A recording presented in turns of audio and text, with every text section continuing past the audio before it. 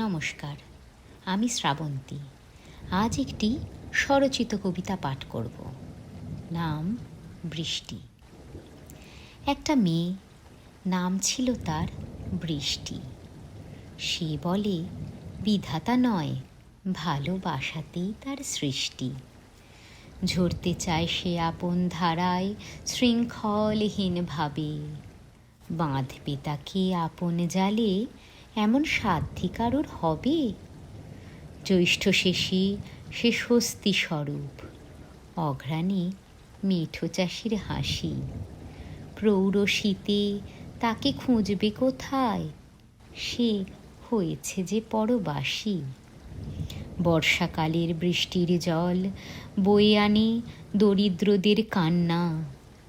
এই বৃষ্টি এর ঘোর বিরোধী, এ কারোর ক্ষতি চায় না। সে চায় নিজের জীবন দিয়ে আপন ভালোবাসার জয়।